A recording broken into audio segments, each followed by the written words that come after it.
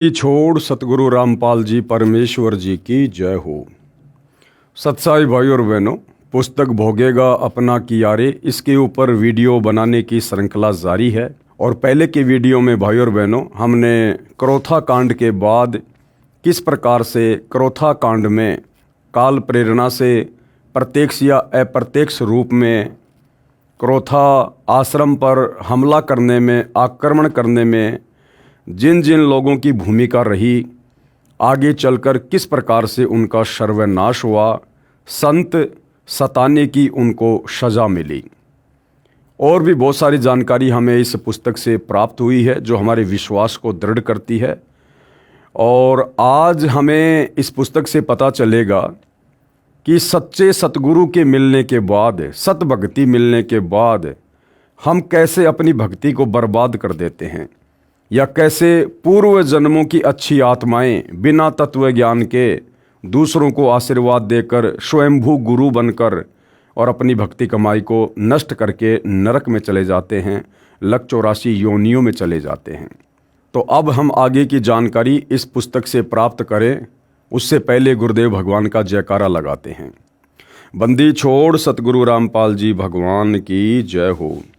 परमपिता परमात्मा, सारी सृष्टि के रचनहार, कुल मालिक, असंख्य ब्रह्मांडों के स्वामी, जगत गुरु, तीनों लोकों में प्रवेश करके सबका धारण पोषण करने वाले, राजा धीराज, आत्माधार, नाथों के नाथ, देवों के देव महादेव, सर्वेश्वर, महेश्वर, मृत्युंजय, अजरो अमर, आदि अनादि सनातनी प्रभु, जगत पिता जगदीश्वर, श्री श्री 1008 की उपाधि के वास्तविक अधिकारी, अकाल मूरत, सौद स्वरूपी राम वासुदेव, सर्वगतम ब्रह्म, परम पूज्य, प्रथम पूज्य, परम संत, परम पुरुष, परम धनी, परम दयालु, सत्य कबीर, हक्का कबीर, अल्लाहु कबीर, अल्लाहु अकबर, बाखबर, अल्लाह ताला, जगत के तारणहार, जगत के मुक्तिदाता, जगत के जगन्नाथ, हारे के सहारे, हिंदुओं के राम, मुसलमानों के अल्लाह, सिखों के वाहिगुरु, ईसाइयों के मसीह, दया के सागर दयानिधि, करुणा के सागर करुणानिधि,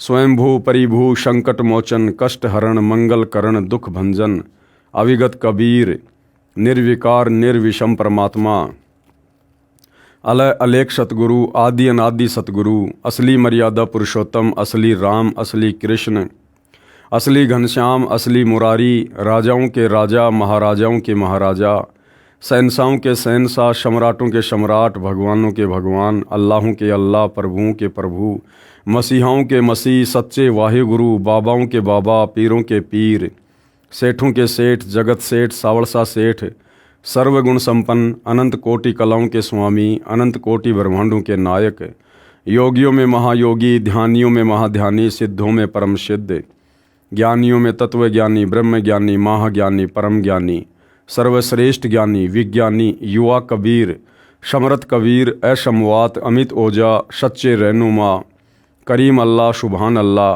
दुनिया के अंतिम पैगंबर, 8 सितंबर 1951 से गांव धनाना, जिला सोनीपत, हरियाणा, भारतवर्ष की पवित्र भूमि पे प्रकट, रियल कल की भगवान श्री नारायण साकार हरि, श्री बाबा साहेब नूर अनंत परमात्मा, सच्चे दरवेश, सच्चे बाखबर, संत शिरोमणि सतगुरु रामपाल जी परमेश्वर जी के चरण कमल में साध संगति से जुड़े हुए देश विदेश से आप और हम सभी सत्सेवक भाई बहनों का अनंत कोटि दंडवत प्रणाम। तो चलते हैं पुस्तक भोगेगा अपना कियारे में आगे। भक्ति नाश का मुख्य कारण क्या है? संत रामपाल जी महाराज अपने अमृत वचनों में कहते हैं कि जो भी व्यक्ति स्वयंभू गुरु बनकर सुप्रसिद्ध हुए हैं, देखो भाई और बहनों, कबीर परमात्मा तो स्वयंभू होते ही होते हैं, उनके अलावा सृष्टि में दूसरा कोई स्वयंभू नहीं है। यानी परमात्मा परिभू हैं, जो सबसे पहले जो प्रकट हुए हैं, उत्पन्न हुए हैं, उनके कोई माता पिता नहीं हैं, उनके कोई जनक नहीं हैं। तो सृष्टि में केवल एक ही परिभू है, एक ही स्वयंभू है, कबीर परमात्मा। उसके अलावा काल प्रेरणा से जितनी भी आत्माओं ने स्वयं को स्वयंभू गुरु घोषित किया है, यानी मनमुखी गुरु घोषित किया है और शिष्य बनाने शुरू किए, पंथ चलाए, तो उन्होंने केवल अपनी भक्ति का सत्यानाश किया है।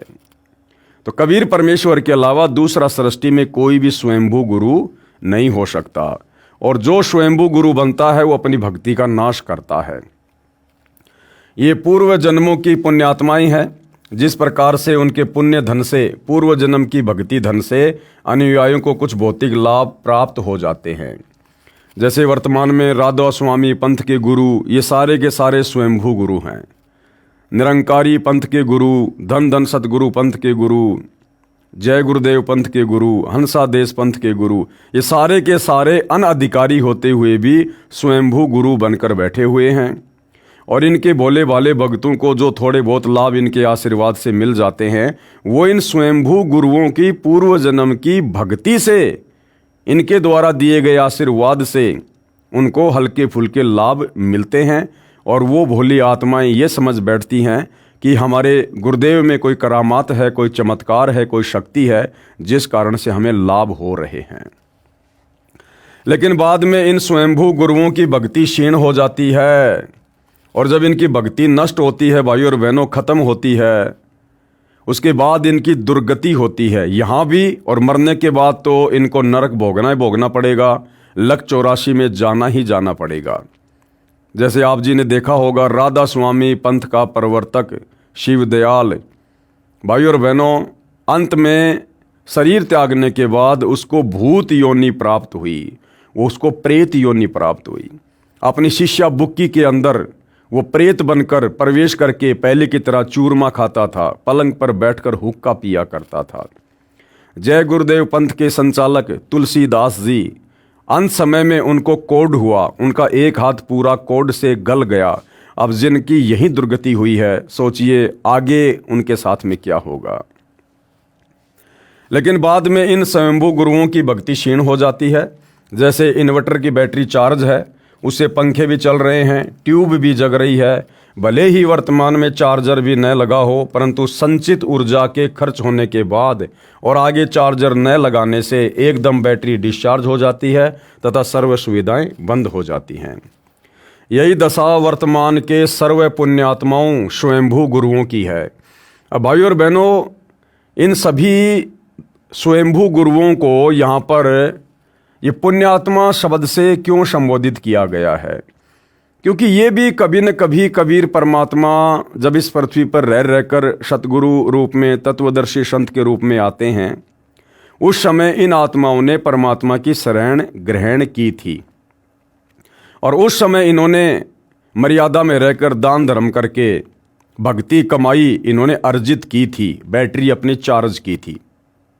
लेकिन आगे भक्ति मार्ग पर ठीक प्रकार ना चलने से, गलतियां कर देने से इन आत्माओं का मोक्ष नहीं हो पाया, और काल फिर आगे चलकर इनको किसी जन्म में, जब इनको मनुष्य जन्म प्राप्त होता है, उस पूर्व जन्म की तत्वदर्शी संत की शरण में आने के कारण जो बैटरी चार्ज हुई थी, उसके फलस्वरूप काल इनका दुरुपयोग करता है, इनको गुरुपद देता है और इनकी भी दुर्गति करवाता है, और अन्य आत्माओं को इनके पीछे लगवाकर शिष्यों के रूप में उनकी भी दुर्गति करवाता है। तो ये पूर्व जन्मों में कबीर परमात्मा की शरण में रह चुके होते हैं, इसलिए इनको पुण्यात्माओं शब्द से संबोधित किया है।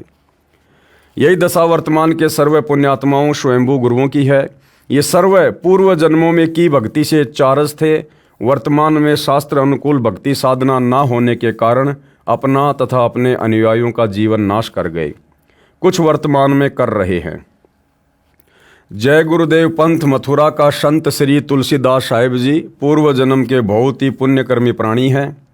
ये श्री शिवदयाल सिंह जी से भी अधिक भक्ति धन युक्त हैं।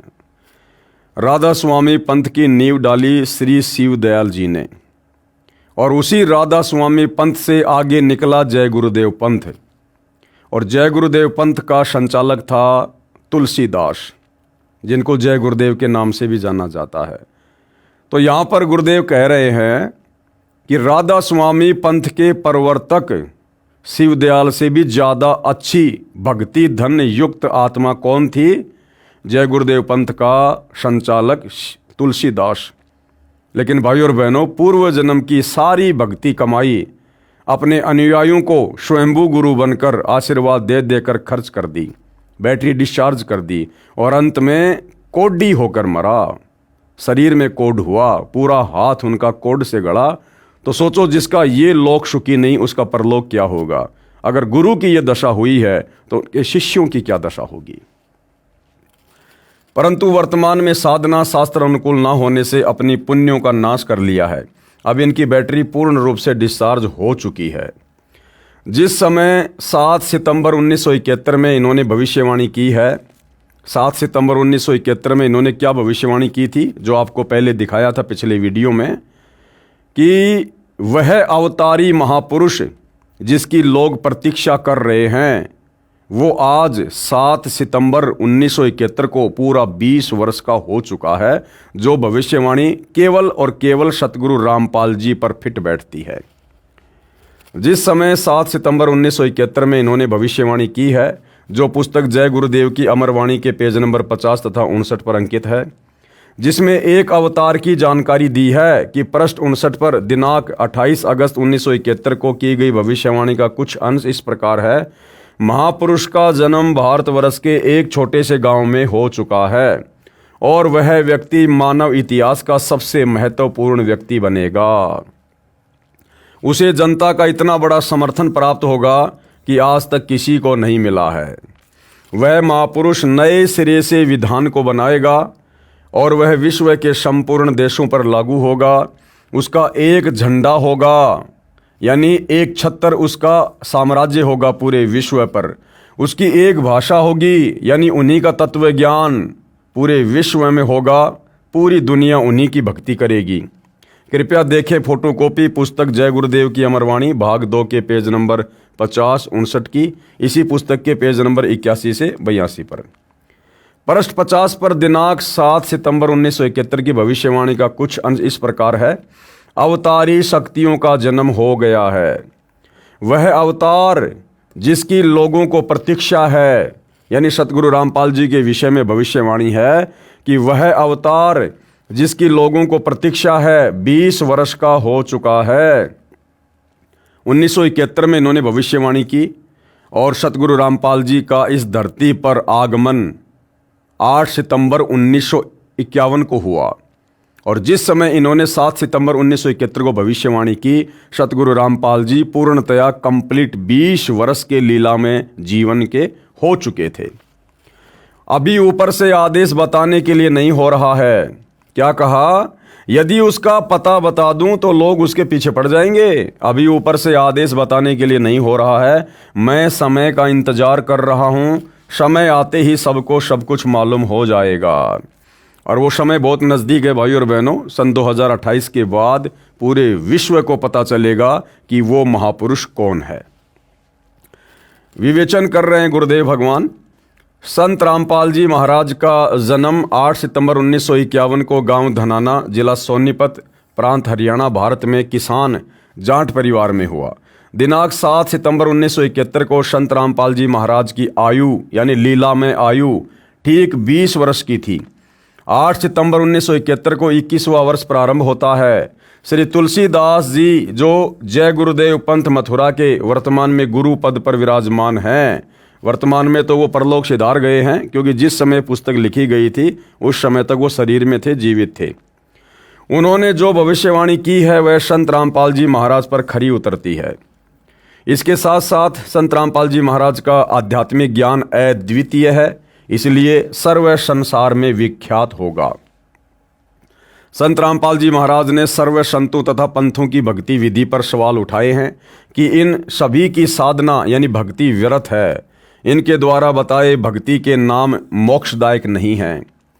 जिन संतों को परमेश्वर मिला उन्होंने जो साधना की, हम सर्व को वही साधना करनी पड़ेगी। परमेश्वर प्राप्त संतों ने जो नाम जाप किए, जिनसे उनका मोक्ष हुआ, वे मंत्र वर्तमान में संत रामपाल जी महाराज के अतिरिक्त किसी के पास नहीं हैं। यदि श्री तुलसीदास जी जय गुरुदेव पंथ मथुरा वाले की दिव्य दृष्टि काम करती है तो बताएं कि वास्तव में वह महापुरुष संत रामपाल जी महाराज है या कोई अन्य है। हमें तो 100% विश्वास है कि संत रामपाल जी महाराज जी ही वह महापुरुष अवतार हैं जिसके विषय में सर्व भविष्य वक्ताओं ने भविष्यवाणियाँ की हैं। एकमात्र संत रामपाल जी महाराज ने ही अपने अनुयायियों की शराब, तमाकू, मांस, चोरी, रिश्वतखोरी आदि आदि सर्व बुराइयां छुड़वाई है। श्री तुलसीदास साहिब जी मथुरा में जय गुरुदेव पंथ के वर्तमान प्रमुख ने तथा अन्य भविष्य वक्ताओं ने केवल इतना कार्य किया है, जैसे खगोल भूगोल का ज्ञाता ये बताए कि कल सूर्य 6:45 पर उदय होगा। सूर्य को तो उदय होना ही था, चाहे कोई बताए या ना बताए। सूर्य उदय हो चुका हो, सामने धुंध के बादल छाए हों, कोई व्यक्ति बच्चों को बताए कि सूर्य उदय हो चुका है, समय आने पर दिखाई देगा। सूर्य कहाँ पर है ये बताने में असमर्थ व्यक्ति कहता है कि जब धुंध के बादल हट जाएंगे अपने आप सूर्य दिखाई देगा। सूर्य तो उदय है, वह दिखाई भी देगा, चाहे कोई बताए ना बताए। अर्थात सतगुरु रामपाल जी का प्रकाश, उनके आध्यात्मिक ज्ञान का प्रकाश, उनकी ख्याति पूरे विश्व में होगी। उसके लिए चाहे कोई भविष्यवाणी करे या ना करे, जो समय उन्होंने स्वयं निर्धारित किया हुआ है, समय पर वो सर्व कार्य जो है बिल्कुल परफेक्ट तरीके से होंगे। वह दिखाई भी देगा, चाहे कोई बताए ना बताए। ऐसी भविष्यवाणी श्री तुलसीदास साहिब मथुरा में जय गुरुदेव पंथ के वर्तमान मुखिया की है। अब सूर्य उदय हो चुका है। यदि तुलसीदास जी आंखें, दिव्य दृष्टि अब भी काम कर रही है तो बताएं कि सूर्य अर्थात वह अवतार महापुरुष कहाँ पर है। यदि श्री तुलसीदास साहिब ये बताने में असमर्थ हैं कि वह अवतारी पुरुष कौन है, तो उनकी पूर्व जन्म की भक्ति शक्ति पूर्ण रूप से क्षीण हो चुकी है। दूसरा कारण देखो भाइयों और बहनों, क्योंकि परमात्मा की बहुत बड़ी एक रजा होती है। दूसरी बात, परमात्मा ने तुलसीदास जी से ये पूर्णतया खुलासा भी नहीं करवाना था कि भाई वो संत वर्तमान में कौन है, क्योंकि भाइयों और बहनों ये ज्ञान मार्ग है। श्रद्धालु बड़े भोले होते हैं, आत्म कल्याण के लिए जुड़े होते हैं, और जय गुरुदेव पंथ में करोड़ों की संख्या में लोग हैं। अगर तुलसीदास जी ये बता देते कि भाई वो महापुरुष संत रामपाल जी है जो शतलोक आश्रम बरवाला में बैठा है, वहाँ चले जाओ और अपनी आत्मा का कल्याण करवाओ। भाइयों और बहनों, करोड़ों की संख्या में लोग जय गुरुदेव पंथ को छोड़ छोड़ कर शतलोक आश्रम बरवाला में आ जाते, और भाइयों और बहनों वो केवल इस आधार से आते कि हमारे गुरु ने कह दिया इसलिए हम यहाँ आ गए हैं, ना कि वो ज्ञान को समझ कर आते। और बिना ज्ञान को समझे भाइयों और बहनों फिर उनकी हालत वही हो जाती जैसा कि बरवाला कांड 2014 के बाद काफ़ी संख्या में भक्तों की हुई। यानी ज्ञान संपूर्ण हुआ नहीं, हृदय नहीं छिदाए, देखा देखी भक्ति का रंग ने ठहराए। तो सतगुरु रामपाल जी को ज्ञानी आत्माओं की आवश्यकता है, जो ज्ञान को आधार बनाकर भक्ति मार्ग से जुड़ें और आगे मर्यादाओं में रहकर भक्ति करें, अपनी आत्मा के कल्याण को लक्ष्य बनाकर चलें। देखा देखी वाली भीड़ की उनको आवश्यकता नहीं है। तो कुछ जगहों पर परमात्मा की भी मर्जी होती है, उनकी मर्जी के हिसाब से सारे कार्य होते हैं। क्योंकि 7 सितंबर 1971 को उनकी दिव्य दृष्टि ने सही कार्य किया था, जिसमें उन्होंने कहा है पुस्तक जय गुरुदेव की अमरवाणी भाग 2 पेज 50 तथा 59 पर कि महापुरुष का जन्म भारतवर्ष के एक छोटे से गांव में हो चुका है। वह व्यक्ति मानव इतिहास का सबसे महत्वपूर्ण व्यक्ति बनेगा। उसे जनता का इतना बड़ा समर्थन प्राप्त होगा कि आज तक किसी को नहीं मिला है। वह महापुरुष नए सिरे से विधान बनाएगा और वह विश्व के संपूर्ण देशों पर लागू होगा। उसका एक झंडा होगा, उसकी एक भाषा होगी। यह विवरण पेज नंबर 59 पर है तथा पृष्ठ 50 पर कहा है कि वह अवतार जिसकी लोग प्रतीक्षा कर रहे हैं 20 वर्ष का हो चुका है। भविष्यवाणी समाप्त। संत रामपाल जी महाराज का जन्म गांव धनाना, जिला सोनीपत, हरियाणा, भारतवर्ष में 8 सितंबर 1951 को एक जाट किसान परिवार में हुआ। जय गुरुदेव पंथ मथुरा के मुखिया श्री तुलसीदास साहिब के अनुसार 7 सितंबर 1971 को संत रामपाल जी महाराज ठीक 20 वर्ष के हुए थे तथा 8 सितंबर से उनके शरीर की आयु का 21वां वर्ष प्रारंभ हुआ था। संत रामपाल जी महाराज अपने प्रवचनों में बार बार प्रार्थना करते हैं कि वर्तमान के सभी गुरुजन कृपया ध्यान दें, आप जी शास्त्र विधि विरुद्ध साधना कर तथा करवा रहे हैं। यानी वर्तमान में सतगुरु रामपाल जी के अलावा किसी भी संत, महंत, मंडलेश्वर, आचार्य, शंकराचार्य के पास में शास्त्र अनुकूल सत साधना नहीं है जिससे जन्म मरण का रोग कटे, जिससे 184 योनियों की कठिनाइयों से जीव बच सके। आप बहुत बड़े मानव समाज के जीवन के नाशक बन रहे हो। कौन? ये नकली स्वयंभू गुरु। आप भी तथा आपके अनुयायी अपना अनमोल मानव जीवन नष्ट कर रहे हैं। सर्व वर्तमान के गुरुजन महापाप के भागी बन रहे हो।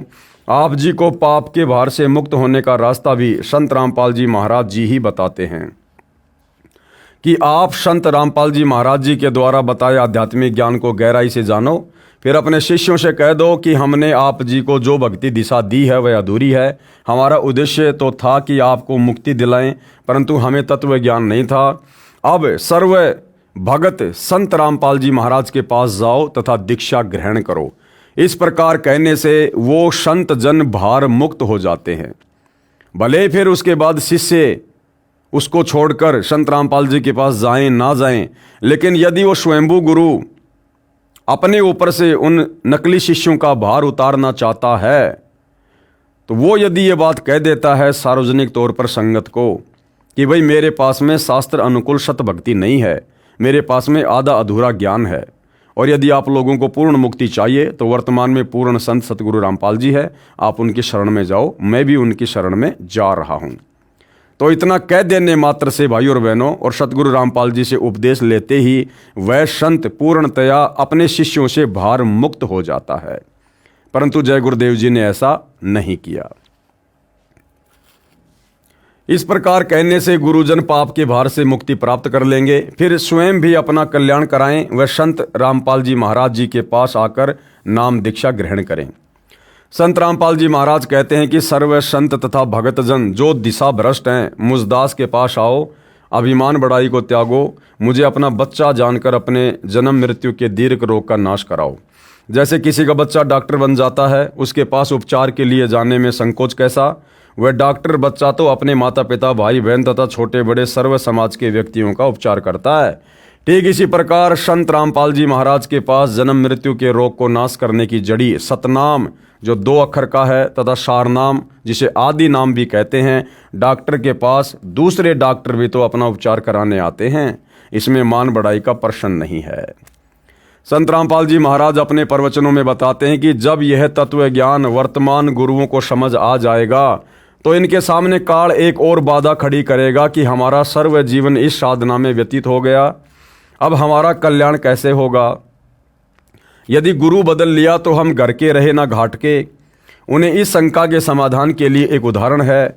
महर्षि रामानंद पंडित जी, महर्षि रामानंद पंडित जी, भाई उनसे बड़े गुरु, उनसे बड़े दार्शनिक, उनसे बड़े ज्ञाता वेदों के, गीता के, पुराणों के आज वर्तमान में देश के चारों शंकराचार्य भी नहीं हैं। और उस पंडित रामानंद ने ज्ञान समझ में आने के बाद समाज को, मान बढ़ाई को, अहंकार को एक कोने में पटक दिया और कबीर परमेश्वर जी उनको गुरु धारण किया। जबकि कबीर जी की उस समय शरीर की लीला में आयु मात्र 5 वर्ष की थी और पंडित रामानंद जी का पूरे विश्व में बोलबाला था। उस समय 104 वर्ष के थे वो, लेकिन उन्होंने अपना आत्म कल्याण देखा, मोक्ष देखा, समाज नहीं देखा, मान बढ़ाई नहीं देखी। महर्षि रामानंद पंडित जी जिस समय 104 वर्ष के हो चुके थे, उस समय परमेश्वर कबीर जी ने उनको तत्व ज्ञान समझाया तथा सतलोक में अपनी समर्थता से परिचित कराया। उस समय स्वामी रामानंद जी ने 1400 ऋषि शिष्य बना रखे थे जो अन्य स्थानों पर प्रचार किया करते थे। तब महर्षि रामानंद जी ने यह प्रश्न परमेश्वर कबीर जी के समक्ष किया था कि हे परमेश्वर, अब मेरा क्या होगा। यानी पूरी जिंदगी सैकड़ों वर्ष की मैंने इसी शास्त्र विरुद्ध साधना में बिता दी, अब मेरे पास में जीवन शेष नहीं है, अब मेरा कल्याण कैसे होगा। यदि मैं आपसे उपदेश ले लूं तो मेरी पूर्व साधना का क्या होगा। अब आयु बहुत ही कम शेष है, आप वाली भक्ति कैसे कर पाऊंगा, कहीं मैं घर का रहूं ना घाट का। तो परमेश्वर कबीर जी ने उस पुण्यात्मा की शंका का समाधान इस प्रकार किया था। कैसे? उस समय परमेश्वर कबीर जी की लीला में आयु 5 वर्ष की थी। परमेश्वर कबीर जी ने कहा, स्वामी जी, जैसे बच्चा 10वीं कक्षा में पढ़ रहा है, उसको आगे की शिक्षा का ज्ञान न हो तो उसे कहें कि आप आगे की उच्च कक्षा में प्रवेश पाओ, वह बच्चा कहे कि मेरी पीछे की पढ़ाई का क्या होगा। तो ये प्रश्न अबोध बच्चे ही किया करते हैं। फिर परमेश्वर कबीर जी ने कहा, स्वामी जी, यानी कबीर परमेश्वर जी ने मर्यादा बनाए रखने के लिए महर्षि रामानंद जी को गुरु बना लिया था, इसलिए स्वामी शब्द से संबोधित कर रहे थे। यह आध्यात्मिक मार्ग है। मर्यादा में रहकर भक्ति करने से आध्यात्मिक लाभ शीघ्र ही प्राप्त हो जाता है। मैं यानी कबीर परमेश्वर यानी 5 वर्ष की लीला में आयु में उस समय कबीर परमात्मा ने कहा कि मैं कबीर परमेश्वर आपको सत्य नाम जो 2 अक्षर का है, जिसमें एक ओम तथा दूसरा तत् जो सांकेतिक है, वो दूंगा, जिसके एक सुमरण से इतनी भक्ति धन प्राप्त होता है कि 14 लोक की कीमत भी कम रह जाए। यानी रामानंद जी ने शास्त्र विरुद्ध साधना करके जो भक्ति कमाई, जो भक्ति धन सैकड़ों वर्ष की उम्र में नहीं जोड़ा था, उससे कहीं ज्यादा भक्ति धन कबीर परमेश्वर से सतनाम लेकर मर्यादा में रहकर एक सुमरण करने से प्राप्त हो जाता है। सतनाम पालड़े रंग होरी हो, 14 लोक चढ़ावे राम रंग होरी हो। यानी एक तराजू के एक पालड़े में वो सतनाम जो 2 अक्षर का है वो रख दो, और एक पालड़े में 14 लोक वो चढ़ा दीजिए, तो भी सतनाम वाले पालड़े का वजन ज्यादा रहेगा। इतनी कीमत उस मंत्र की है। 3 लोक पाशंग धरे रंग होरी हो, तो ना तुले तुलाया राम रंग होरी हो। कबीर परमेश्वर जी ने फिर कहा कि हे स्वामी जी, जीवन तो थोड़ा ही भला जो सत सुमरण होय, अगर सच्चा नाम मिल जाए तो लंबे चौड़े जीवन की आवश्यकता नहीं है। लाख वर्ष का जीवना लेखे धरे न कोई। इस सतनाम तथा सारनाम यानी आदि नाम के जाप को श्रद्धा से करने से शीघ्र ही मोक्ष लाभ हो जाता है। इस मंत्र के बिना चाहे लाख वर्ष की गलत साधना करते रहो, कोई लाभ नहीं है।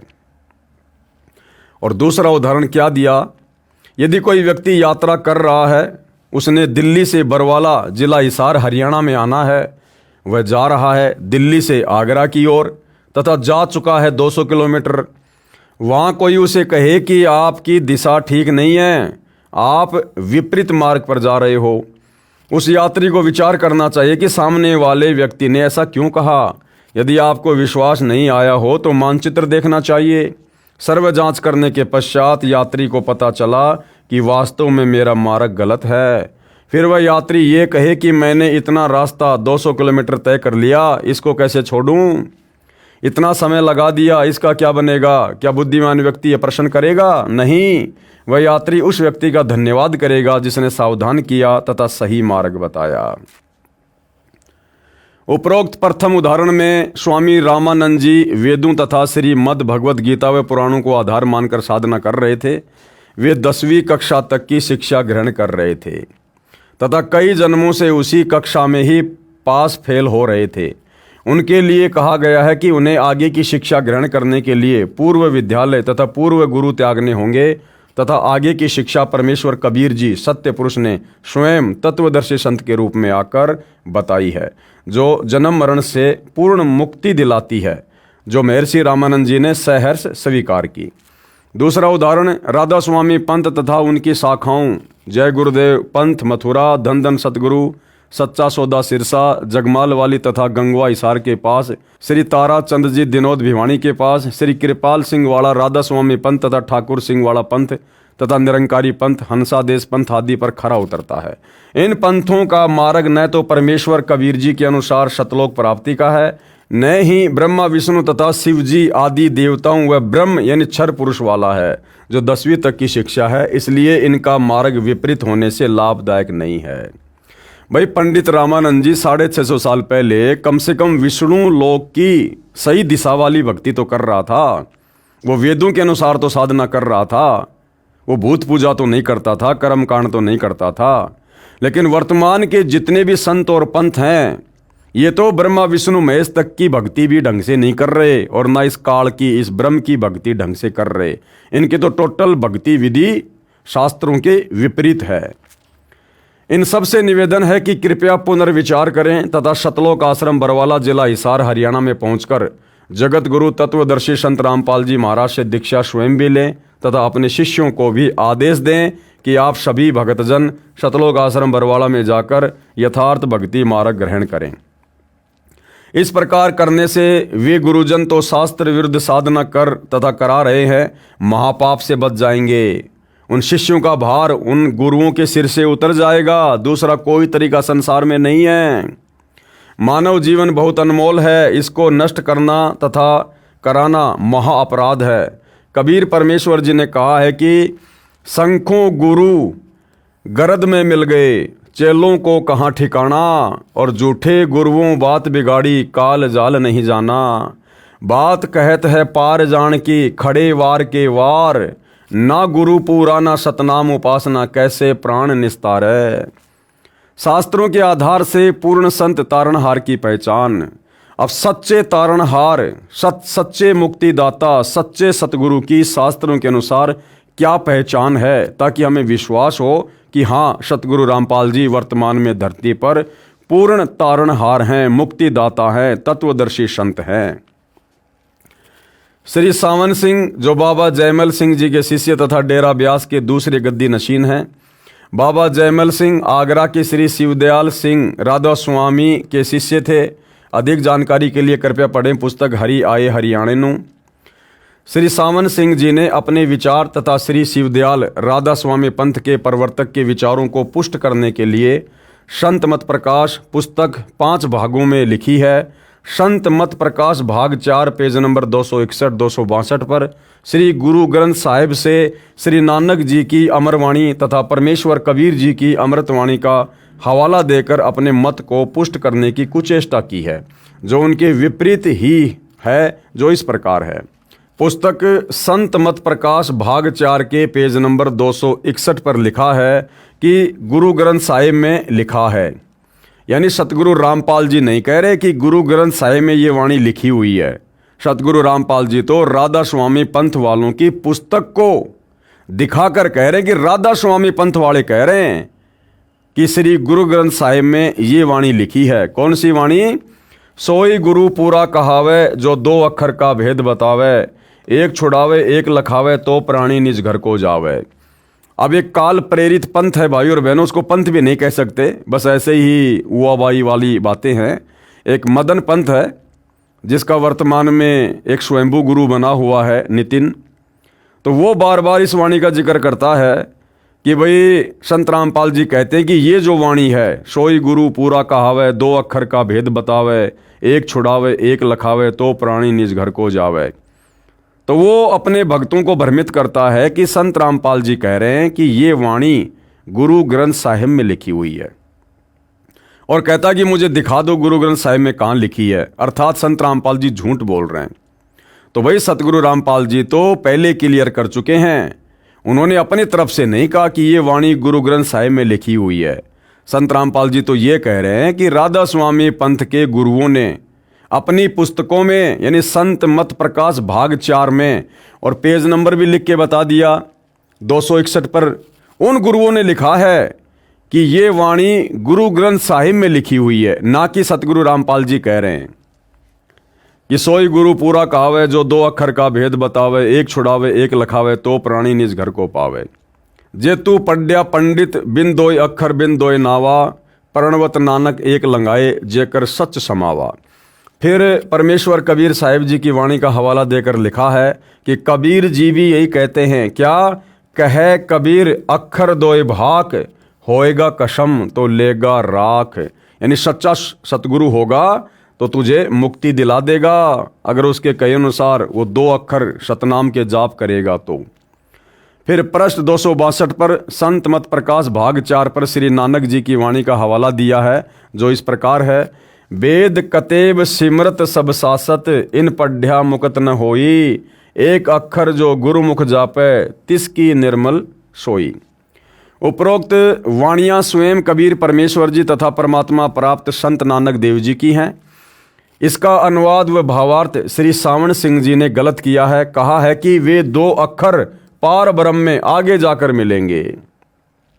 राधा स्वामी पंथ के संत तथा शाखाओं के संत 5 नाम ररंकार, ओंकार, ज्योति निरंजन, सोहम तथा सतनाम तथा अकाल मूर्ति, सत्य पुरुष, शब्द स्वरूपी राम व राधा स्वामी नाम दान करते हैं। 2.5 घंटे सुबह व 2.5 घंटे शाम हठ योग करने से मोक्ष बताते हैं।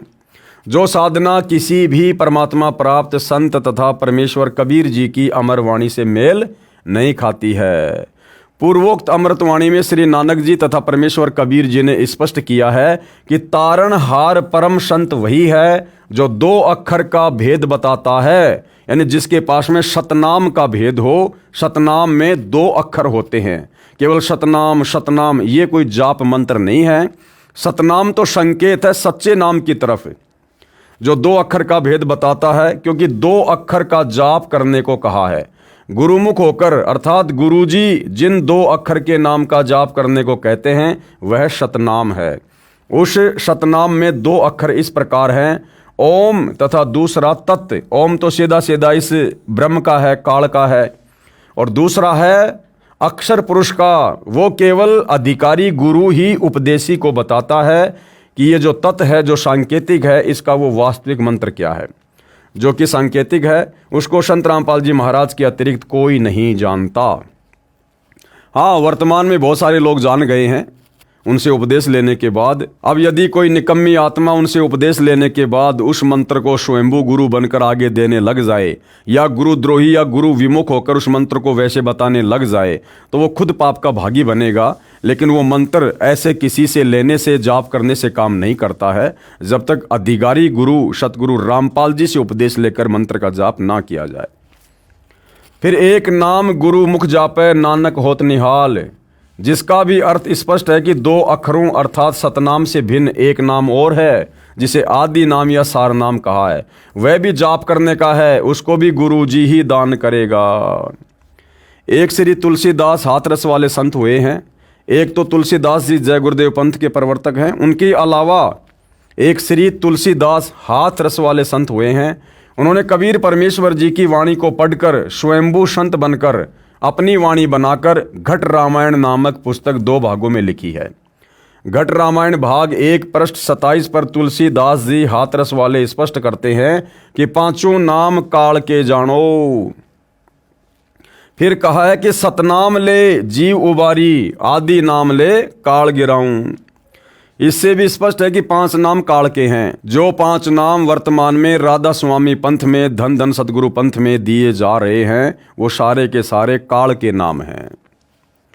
इससे भी स्पष्ट है कि 5 नाम काल के हैं। इनसे अन्य शतनाम तथा आदि नाम, जिसे सार नाम भी कहते हैं, अन्य है जो मोक्षदायक है। निष्कर्ष, पूर्ण संत तारणहार यानी सायरन संत रामपाल जी हैं, जिन्होंने 2 अक्षर का भेद बताया है। सतनाम के 2 अक्षर का भेद केवल सतगुरु रामपाल जी परमेश्वर जी ने बताया है, अन्य किसी के पास नहीं है। राधा स्वामी वाले, सच्चा सौदा वाले परम संत तारणहार नहीं हैं। ये सब नकली हैं। इनसे बचिए तथा संत रामपाल जी महाराज के पास आकर अपना कल्याण करवाएं। तारणहार परम संत की अन्य पहचान, जो पूर्ण संत होगा, मुक्ति का दाता होगा, जगत गुरु होगा, उसकी अन्य क्या पहचान होती है। परमेश्वर कबीर जी ने परम संत तारणहार, जो परमेश्वर कबीर जी का कृपा पात्र होता है, उसकी पहचान बताते हुए कहा है, जो मम संत सत शब्द दृढ़ावे, यानी जो मुक्ति का वास्तविक मंत्र जो दान करेगा, वाके संग सब राड बढ़ावें। उस पूर्ण संत के साथ में बाकी जितने भी नकली धर्म गुरु हैं, वो काल प्रेरणा से वाद विवाद करेंगे, लड़ाई झगड़ा करेंगे। ऐसे संत महंतन की करनी, धर्मदास में तो से वर्णी। परमात्मा ने कहा कि धर्मदास, ऐसे मैं तेरे को उन नकली संतों की करनी और उस पूर्ण संत की करनी बताता हूँ, कि जो सच्चा संत होगा, जो सच्चा जगत उद्धारक होगा, जो पूर्ण संत होगा, तत्वदर्शी होगा, जो आत्माओं को शत शब्द दान करेगा, शतनाम देगा, सार नाम देगा, कहते हैं उसके साथ में सब लोग काल प्रेरणा से झगड़ा करेंगे। इस अमरवाणी का भावार्थ है कि कबीर परमेश्वर जी ने कहा है कि जो मेरा संत सच्चे ज्ञान व सच्चे नाम सतनाम के विषय में दृढ़ता से बताएगा, उसके साथ उस समय के संत तथा महंत झगड़ा करेंगे, क्योंकि वह सच्चा ज्ञान उन नकलियों के नकली ज्ञान का पर्दाफाश करेगा। ये पहचान भी उस संत की होगी। वर्तमान में संत रामपाल जी महाराज के सच्चे ज्ञान से बौखला कर करोथा कांड करा दिया, परंतु परमेश्वर कबीर जी का पंजा सिर पर बराबर बना रहा, जिस कारण संत रामपाल जी महाराज तथा अनुयायी सुरक्षित रहे। भाई, संत रामपाल जी के शीश पर किसी का पंजा नहीं है। हाँ, ये जरूर हम मान सकते हैं और मानेंगे, सत्य है कि उनके अनुयायियों पर उनका पंजा अवश्य है। बाकी जो लेखक लिख रहा है कि संत रामपाल जी पर कबीर परमात्मा का पंजा बना रहा, ऐसा नहीं है। सतगुरु रामपाल जी स्वयं कबीर परमात्मा है। लेखक जो भगत है वो अभी थोड़ा नादान है, तत्व ज्ञान से थोड़ा अपरिचित है। फिलहाल वो सतगुरु रामपाल जी की वास्तविक परमात्मा वाली स्थिति से परिचित नहीं है। परमेश्वर का प्रचार पहले से कई गुना बढ़ गया। परमेश्वर सत्य का साथ देते हैं। विशेष पुस्तक जय गुरुदेव की अमरवाणी भाग 2 के पेज नंबर 43 पर लिखा है कि भारत जैसे राष्ट्र में हम प्रत्येक व्यक्ति का आदर करते हैं, इसलिए हमारे विधान में आलोचना करने की स्वतंत्रता है, यानी सत्य बताने की स्वतंत्रता है। और हमारा अनुरोध है कि आलोचना सत्य को सामने रखते हुए करनी चाहिए, जिससे जनहित हो। कहाँ लिखा हुआ है? स्वामी जी, साकारी पत्रिका, 14 जून 1971। प्रिय पाठकों, इस पुस्तक जय गुरुदेव की विशेष भविष्यवाणी में सर्व विवेचन परमाणु सहित किया गया है। फिर भी कोई भूल हुई हो तो क्षमा करें। धन्यवाद। परमेश्वर कबीर जी द्वारा अवतार धारण करने की भविष्यवाणी। परमेश्वर कबीर जी द्वारा अवतार धारण करने की भविष्यवाणी। कबीर सागर में कबीर वाणी नामक अध्याय में पेज नंबर 136-137 पर 12 पंथों का विवरण देते हुए वाणी लिखी है, जो इस प्रकार है। द्वादश पंथ चलो सो भेद, द्वादश पंथ काल फुरमाना।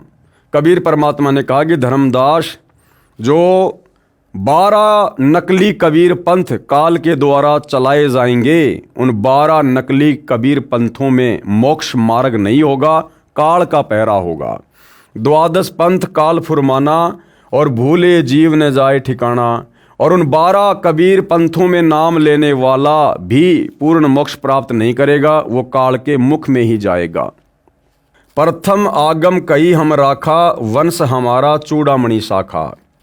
दूसर जग में जागू भरमावे, बिना भेद वो ग्रंथ चुरावे। तीसरा सुरती गोपाल ही होई, अक्सर जो जोग दृढ़ावे सोई। चौथा मूल निरंजन बानी, लोक वेद की निर्णय ठानी। पंचम पंथ टकसार भेद ले आवे, नीर पवन को संधि बतावे। सो ब्रह्म अभिमानी जानी, सो बहुत जीवन की करी है हानि। छठवा पंथ बीज को लेखा, लोक परलोक कहे हमने देखा।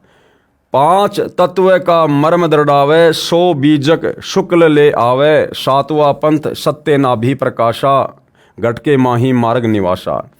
8वां जीव पंथ ले बोले वानी, भयो प्रतीत मर्म नहीं जानी। 9वें राम कबीर कहावे, सतगुरु भ्रम ले जीव दृढ़ावे। 10वें ज्ञान की काल दिखावे, भई प्रतीत जीव सुख पावे। 11वें भेद परम धाम की बाणी, शाख हमारी निर्णय ठानी। साखी भाव प्रेम उपजावे, ब्रह्म ज्ञान की राह चलावे। तिनमें वंश अंश अधिकारा, तिनमें 100 शब्द होय निर्धारा। संवत 1775 होई, ता दिन प्रेम प्रकटे जग सोई। साखी हमारी ले जीव समझावे, असंख्य जन्म ठोर नहीं पावे। 12वें पंथ प्रकट है बाणी, शब्द हमारे की निर्णय ठानी। अस्थिर गरम का मरम न पावे, ये 12 पंथ हम ही को ध्यावें। 12वें पंथ हम ही चल आवें। फिर कबीर परमात्मा ने क्या कहा कि आगे चलकर उस 12वें पंथ में मैं कबीर खुद ही आऊँगा। 12वें पंथ हम ही चल आवें, सब पंथ मेट एक ही पंथ चलावें। उपरोक्त वाणी में 12 पंथों का विवरण किया है तथा लिखा है कि संवत 1775 में प्रभु का प्रेम प्रकट होगा तथा हमारी वाणी प्रकट होवेगी। संत गरीबदास जी महाराज छुडानी हरियाणा वाले का जन्म 1774 में बैसाख पूर्णमासी को हुआ है। उनको प्रभु कबीर 1784 में मिले थे। यहाँ पर इसी का वर्णन है तथा संवत 1775 के स्थान पर 1774 होना चाहिए, गलती से 1775 लिखा है। दूसरा कारण यह भी हो सकता है कि भारतीय वर्ष चैत्र मास से प्रारंभ होता है। संत गरीबदास जी का जन्म बैसाख मास में हुआ, जो चैत्र के बाद प्रारंभ होता है। कई बार 2 चैत्र मास भी बनाए जाते हैं। उस समय शिक्षा का अति अभाव था। प्रत्येक गांव में एक ही तिथि बताने वाला होता था, वह भी अशिक्षित ही होता था।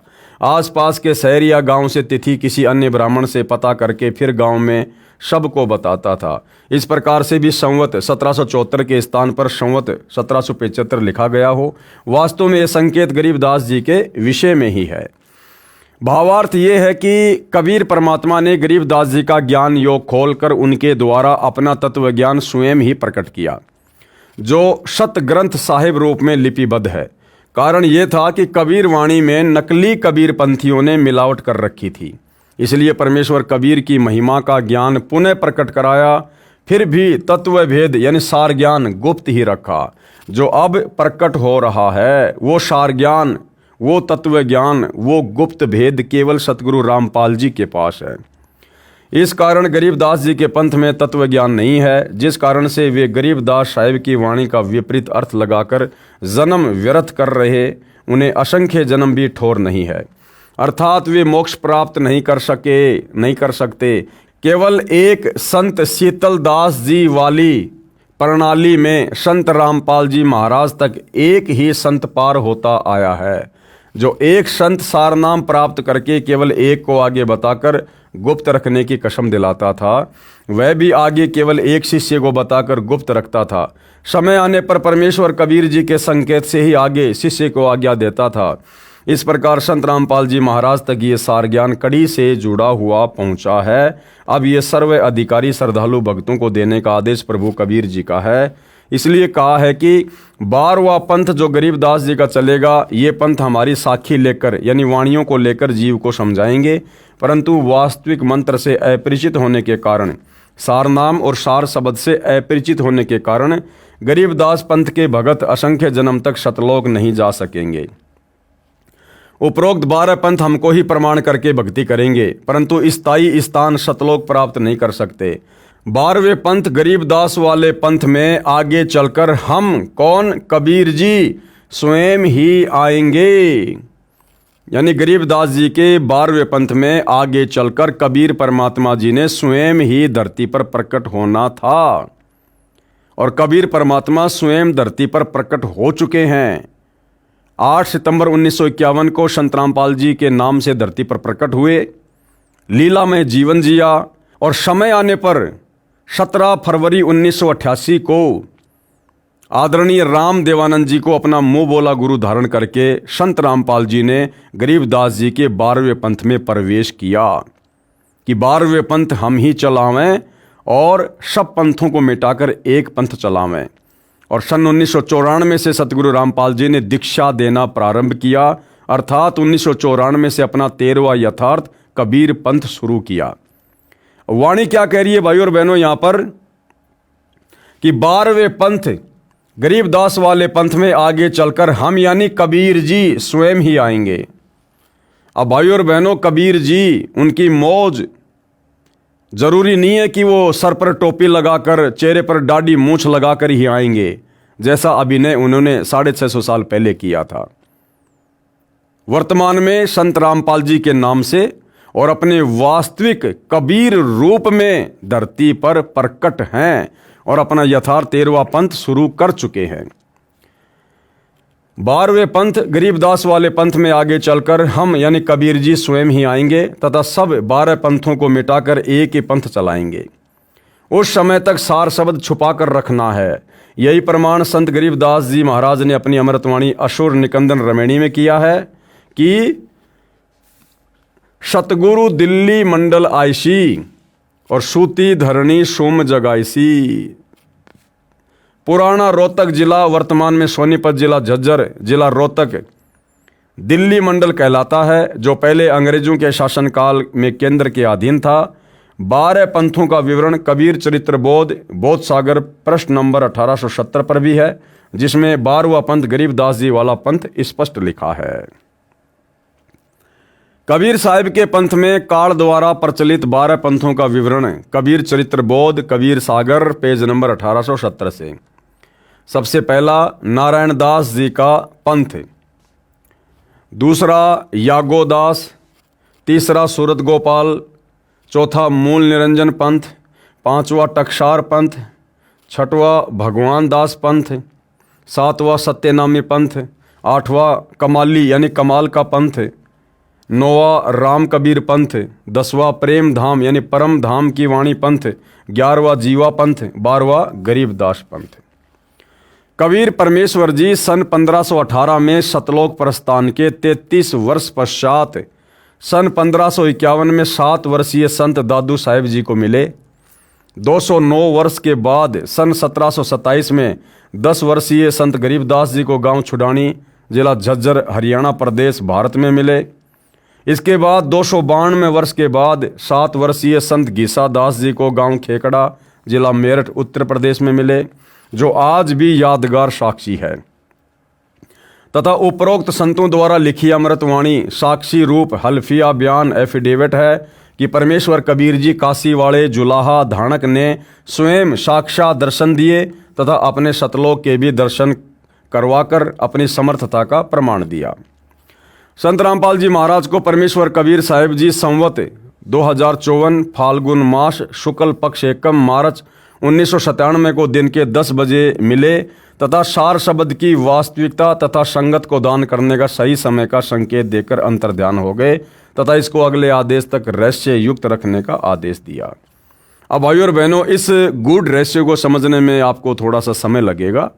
जब आप सतगुरु रामपाल जी से उपदेश लेकर उनके द्वारा दी गई भक्ति करेंगे, ज्ञान को अच्छे से समझेंगे, तब आपको ये गूढ़ रहस्य समझ में आएगा कि सन 1997 में संत रामपाल जी को सतलोक से चलकर कोई अन्य कबीर जी मिले थे या नहीं मिले थे, क्योंकि संत रामपाल जी तो स्वयं ही कबीर जी हैं। भला कबीर को दूसरा कबीर कौन मिलेगा?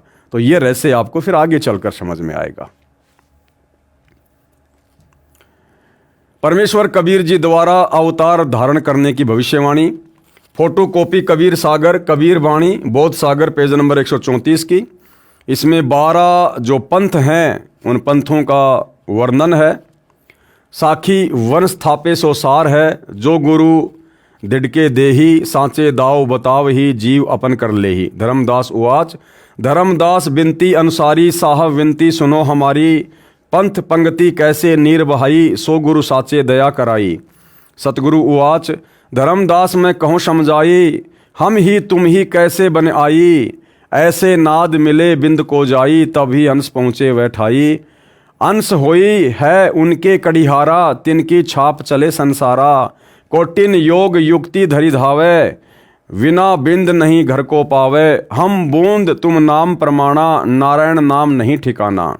वंश विरोध चली है पुनि आगे, काल दगा सब पंथ ही लागे। वंश प्रकार, ये सारे जो 12 जो पंथ हैं उन सब के नाम हैं। इस फोटोकॉपी में 13 वंशों का विवरण है, जिसमें 12 तो वही हैं जो 12 पंथों के मुखिया थे, जिनमें काल का दाव लगा रहा। 13वां वंश संत रामपाल जी महाराज जी हैं, जिनसे अध्यात्म का सर्व अज्ञान और अंधकार नाश कर दिया गया है। फोटोकॉपी कबीर सागर कबीर वाणी बोध सागर पेज नंबर 136 की।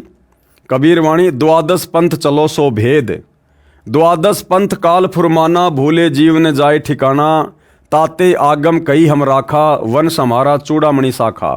प्रथम जग में जागू भरमावे, बिना भेद वो ग्रंथ चुरावे, दूसरी सुरती गोपाल ही होई, अक्सर जो जोग दृढ़ावे सोई। तीसरा मूल निरंजन बानी, लोक वेद की निर्णय ठानी। चौथे पंथ टकसार भेद ले आवे, नीर पवन को संधि बतावे, सो ब्रह्म अभिमानी जानी, सो बहुत जीवन की कर है हानि। पांचों पंथ बीज को लेखा, लोक परलोक कहे हमने देखा, 5 तत्व का मर्म दृढ़ावे, सो बीजक शुकु ले आवे। छठवां पंथ सत्य नामी प्रकाशा, घटके माही मार्ग निवासा। 7वां जीव पंथ ले बोले बानी, भयो प्रतीत मर्म नहीं जानी। 8वें राम कबीर कहावे, सतगुरु भरम ले जीव दृढ़ावे। 9वें ज्ञान की काल दिखावे, भई प्रतीत जीव सुख पावे। 10वें भेद पर धाम की वाणी, साख हमारी निर्णय ठानी। साखी भाव प्रेम उपजावे, ब्रह्म ज्ञान की राह चलावे। 3वें वंश अंश अधिकारा, 3वें सो शब्द होय निर्धारा। संवत 1775 होई, ता दिन प्रेम प्रकटे जग सोई। ये सन 1774 होना चाहिए, ना कि सन 1775। इस फोटोकॉपी में प्रथम जागूदास का पंथ लिया है, यह उचित नहीं है। अब काफ़ी कुछ मिलावट कबीर पंथियों ने कबीर सागर में कर रखी है, इसलिए सतगुरु रामपाल जी ये फोटोकॉपी दिखा रहे हैं कि इस फोटोकॉपी में प्रथम जागूदास का पंथ लिया है। प्रथम जो ये जागूदास पंथ का नाम लिया गया है कि प्रथम जग में जागू भरमावे, तो ये जो प्रथम पंथ है ये जागू नहीं है। प्रथम जो पंथ है वो चूड़ामणि है, क्योंकि कबीर परमात्मा जी ने चूड़ामणि को आगे नाम दीक्षा देने का अधिकार दिया था, आदेश दिया था, और चूड़ामणि जी से ये पंथ फिर आगे विस्तार को प्राप्त हुआ। इस फोटोकॉपी में प्रथम जागूदास का पंथ लिया है, ये उचित नहीं है। प्रथम पंथ चूड़ामणि जी का है और दूसरा जागूदास का है। बहुत सारी जगह कबीर पंथियों ने नारायण दास के पंथ को प्रथम पंथ लिखा है, जबकि वो गलत है, क्योंकि नारायण दास तो काल का दूत घोषित हो चुका था, और नारायण दास के बाद कबीर परमात्मा जी ने धर्मदास जी के घर में एक अपनी विशेष आत्मा मिनी सतलोक से भेजी थी, जिनको चूड़ामणि या मुक्तामणि जी का नाम दिया गया है। उन्हीं के माध्यम से आगे कबीर पंथ शुरू हुआ। फोटोकॉपी कबीर सागर कबीर वाणी बोध सागर पेज नंबर 137 की। यहाँ पर भी वही सारा सब कुछ लिखा हुआ है। आज्ञा रहे ब्रह्म बोध लावे, कोली चमार सबके घर खावे। आज्ञा रहे ब्रह्म बोध लावे, कोली चमार सबके घर खावे। साखी हमारी ले जीव समझावे, असंख्य जन्म ठोर ना पावे। ये गरीबदास जी के 12वें पंथ के विषय में है कि उस पंथ में कोई जात पात किसी भी प्रकार की नहीं होगी। आदरणीय जो गरीबदास जी थे उनके शिष्य चमार जाति के भी थे, धानक जाति के भी थे, उच्च जाति के भी थे। वो सबके घर पर जाते थे, सत्संग करते थे, भोजन भंडारा खाते थे। साखी हमारी ले जीव समझावे, असंख्य जन्म ठोर ना पावे। 12वें पंथ प्रकट है वाणी, शब्द हमारे के निर्णय ठानी। अस्थिर घर का मरम न पावे, ये 12 पंथ हम ही को ध्यावें, और 12वें पंथ हम ही चल आवें। कबीर जी कह रहे हैं फिर आगे चलकर 12वें पंथ में मैं स्वयं ही आऊँगा और सब पंथों को मिटाकर एक पंथ चलाऊँगा। यानी 13वें पंथ की शुरुआत करके सत ज्ञान दे के प्रमाण दिखा के, और कबीर जी के नाम से काल ने जो 12 पंथ चलाए थे उनके अज्ञान का पर्दाफाश किया जाएगा, और अपने अन्य दूतों के माध्यम से काल ने जो और भी बहुत सारे पंथ चलवा रखे हैं, राधा स्वामी पंथ, धन धन सतगुरु पंथ, जय गुरुदेव पंथ, आपका हंसा देश पंथ, निरंकारी पंथ और दुनिया भर के पंथ, इन सब का भी पर्दाफाश किया जाएगा। तो निसंदेह भाई और बहनों, वर्तमान में सतगुरु रामपाल जी ने सन 1994 से अपने यथार्थ 13वें कबीर पंथ की शुरुआत करके इन सभी संतों और पंथों की असलियत, इनका अज्ञान, इनका पाखंड, इनकी शास्त्र विरुद्ध साधना जनमानस के सामने सत्संगों के माध्यम से, पुस्तकों के माध्यम से रख दी है। आगे चलते हैं। इस फोटोकॉपी में लिखा है कि कबीर परमेश्वर ने कहा था कि 12वें पंथ गरीबदास वाले पंथ में आगे चलकर हम ही आएंगे, यानी कबीर जी ने ही आना है और कबीर जी आ चुके हैं। अब वे नहीं कहेंगे कि मैं कबीर हूँ, सतगुरु रामपाल जी नहीं कहेंगे कि मैं ही कबीर हूँ। इस बात को समझने के लिए उन्होंने हमें तत्व ज्ञान दे दिया। ये वाणियाँ जो स्पष्ट कर रही है हमारे सामने लिख दी गई हैं, बोल दी गई हैं। अब आप और हमने स्वयं ही विचार करना पड़ेगा, विश्वास करना पड़ेगा कि सतगुरु रामपाल जी स्वयं कबीर जी हैं। ये कबीर जी के द्वारा भेजे गए कोई संदेशवाहक नहीं है, ये स्वयं ही सारी सृष्टि के मालिक हैं। आगे चलकर हम ही आएंगे, सब पंथ मिटाकर एक पंथ चलाएंगे। सब पंथ मिटाने का मतलब है सबके अज्ञान को सार्वजनिक किया जाएगा। तो जनता स्वयं निर्णय कर लेगी, क्योंकि जनता शिक्षित होगी, शास्त्र हमारे सामने होंगे, दिखाने वाले सतगुरु रामपाल जी होंगे। तो जानवर तो हम हैं नहीं, मनुष्य शरीर प्राप्त है, हम निर्णय कर लेंगे कि किसका ज्ञान सही और किसका ज्ञान गलत। तो ज्ञान से सब लोग समझ जाएंगे और सतगुरु रामपाल जी की शरण ग्रहण कर लेंगे, और उन 12 पंथों का धीरे धीरे धीरे धीरे नाश हो जाएगा। सब पंथ मिटाकर एक पंथ चलाएंगे। परमेश्वर कबीर जी के प्रतिनिधि संत रामपाल जी हैं। ये लेखक की अपनी ज्ञानहीनता है, उन्होंने सतगुरु रामपाल जी को अभी जाना नहीं, अभी पहचाना नहीं, जिस कारण से वे बार बार संत रामपाल जी को कबीर जी के प्रतिनिधि के रूप में पेश कर रहे हैं।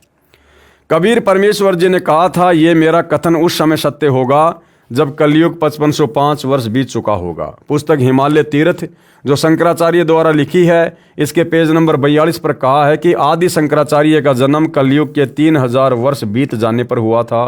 पुस्तक ज्योतिर्मय ज्योतिर्मठ के पेज नंबर 11 पर लिखा है कि आदि शंकराचार्य का जन्म ईसा मसीह से 508 वर्ष पहले हुआ था।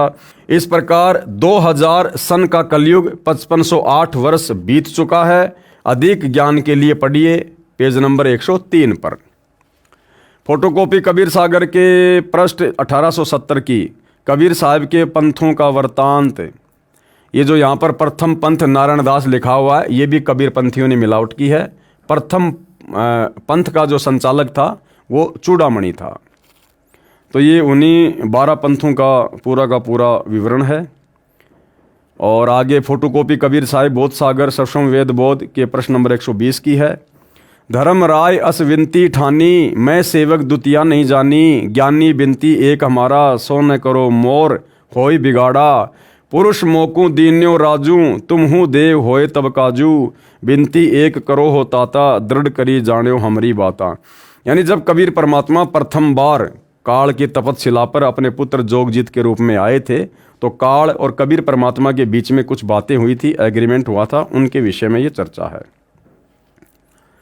फोटोकॉपी कबीर सागर बोध सागर सक्षम वेद बोध के प्रश्न नंबर 121 की ये वही वाणियाँ हैं।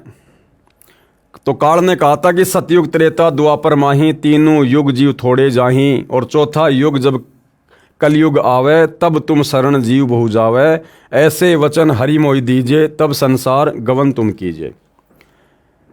अरे काल परपंच पसारा, तीनों युग जीवन दुख डारा, बिनती तोरी लीन में मानी, मोकू ठगे काल अभिमानी, चौथा युग जब कलयुग आई तब हम अपने अंश पठाई।